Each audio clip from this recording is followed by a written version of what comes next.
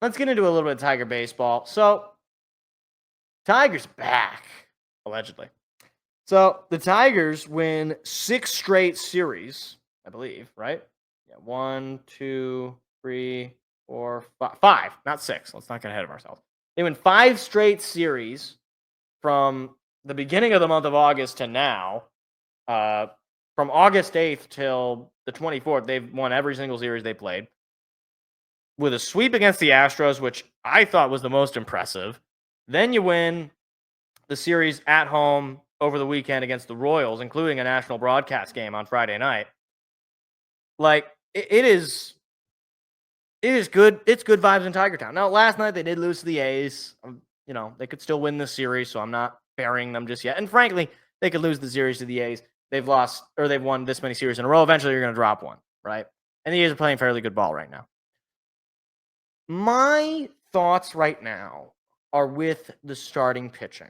Because, look, the slump is over. The fear of this team not making the playoffs, as many people even thought we were going to turn into the Minnesota Twins. I mean, there's a very real possibility that we are not the number 1 seed, but we're probably going to win the Central. We're almost certainly going to make the playoffs. And then my thought is this. With this starting pitching, how are we feeling? Because to me, we got Skubal, and Skubal's great.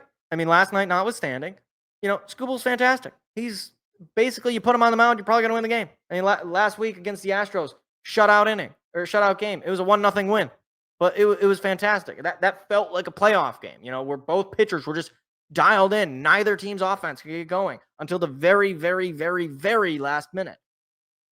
Like the pitching from Skubal and a lot of the bullpen arms have been fantastic. Kyle Finnegan, a really good packet or a really good pickup at the trade deadline. Will Vest has been fantastic.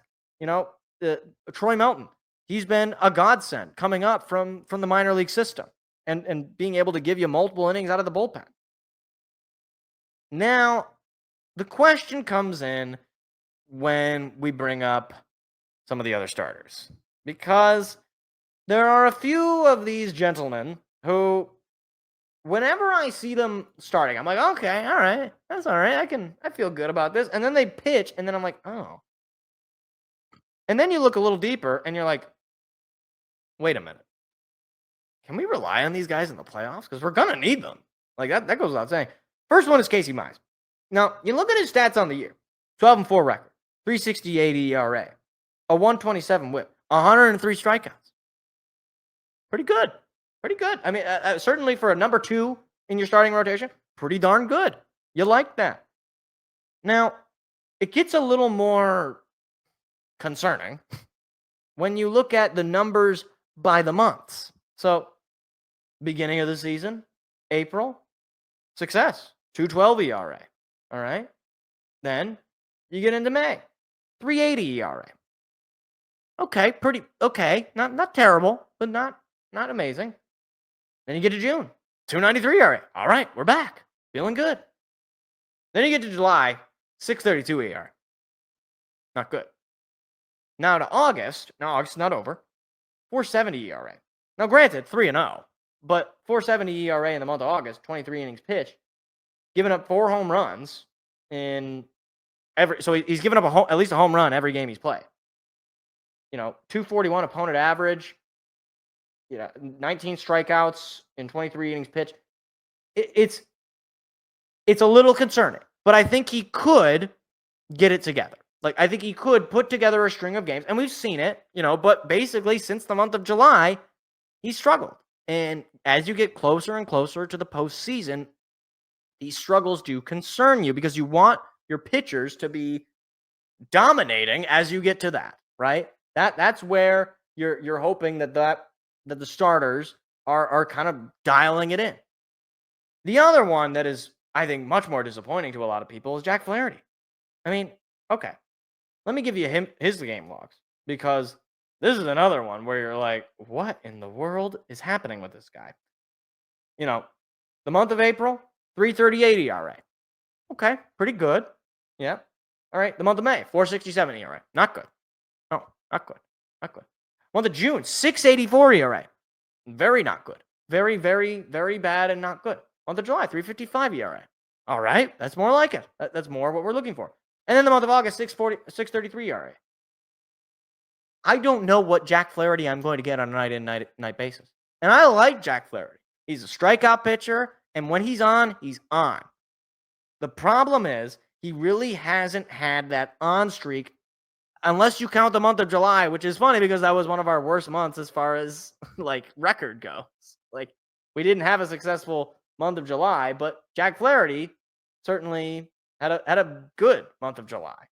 Like 3.55 ERA in the month of July. So like it's just that if these are our two guys outside of Skubal, that makes me a little bit nervous because the other guys that are performing are Charlie Morton and Chris Paddock. Two deadline acquisitions, basically filling in for Jackson Jobe and Reese Olson. Now, I'll start with Paddock because he's been the worst of the two. Just as far as how he's been with Detroit, he's been fine, but not great. Now, his numbers jump out at you. He's got a 5.13 ERA, 26 innings pitched, 26 hits given up, 6 home runs. The numbers are not great. You subtract those Twin starts, they look a little bit better. I'm willing to say, basically, he just can't pitch against the Twins, which is fine because I don't know if we play the Twins for the rest of the year. So that those numbers could go down.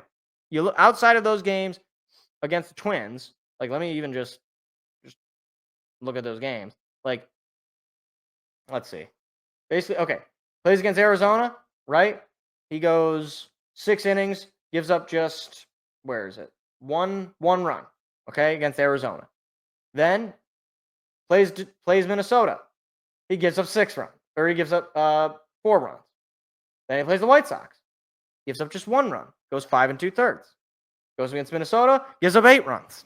Okay, not good. Then Kansas City goes 5 innings. Gives up just 1 run. So it's basically don't pitch against Minnesota, and he's pretty good. He's pretty good. But the problem is, of course, he's 29 years old. He really hasn't had that like great year since like 2019.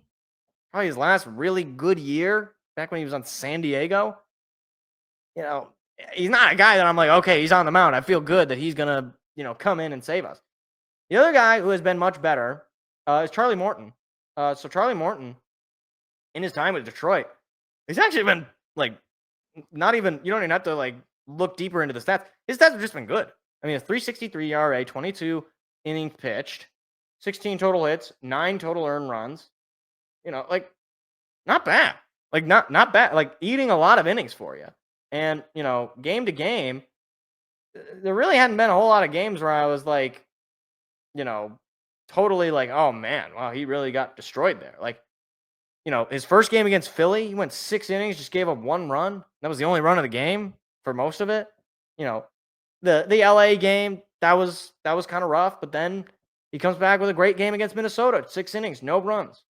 Then he has another great game against Houston, 6 innings, 2 runs. Okay, and I believe he's pitching tonight. Like, he's been good, but he's 41 years old. So, like, basically, the guys that you want to be able to rely upon, your Flahertys and your Mize, they are inconsistent at best. Maybe you say Mize has been a little bit more consistent, but Flaherty certainly has been inconsistent. The guys that are giving you more good starts or more consistently good starts, your Mortons and your Paddocks, those are not guys that you feel like you can rely on in a playoff spot. I mean, like, if it's game 3 and you could go up 3-1 or go down 2-2 or go to 2-2 and Chris Paddock is your star, how confident are you that he's going to go out there and give you 5-6 innings of 1 to 2 run baseball? I'm not sure. I'm not confident. I'm willing to let it play out because AJ Hinch and Scott Ayers know what they're doing. They put together a really successful roster up to this point. But man, it is It's just not, these are not the guys that I want to have to rely upon, but maybe we will have to rely upon them. I mean, look, the regular season's not over. You still got the A's, couple of games here, one tonight, and then another one tomorrow night. Then you got the Royals on the road. I mean, they're behind you in the standings in the Central. They're almost, barring a major collapse, they're not going to beat you in the Central. And you just took 2 out of 3 from them last week. So you can certainly do it again next week. The month of September, you're going to have a couple of tough games there. You're going to have to play the Mets. You're going to have to play the Yankees on the road. You're going to have to play Cleveland again. But, well, they've seemed to have fallen off. You're going to have to play Boston on the road. You know, like, things don't get massively easier. They also don't get massively harder upcoming. If Mize and Flaherty can get themselves back into their, I guess you could say, winning ways or their normal ways, whatever makes more sense, then maybe your starting pitching can deliver something for you in the playoffs. But as far as my major concerns about this team, it's starting pitching right now. And a little bit of bullpen. But that, you're going to go as far as Charlie Morton will allow you. And God willing, Charlie Willing at age 41 will lead us to World Series glory. But that's a high ask for a man who is 41 years old. So Mize and Flaherty, please, at least one of you, get it together. Mostly Flaherty, honestly. I didn't want to be mean to Mize. Hey, YouTube, if you like clips like that, hit the like, hit the subscribe button. We've got live shows every Tuesday night. Hope to see you there.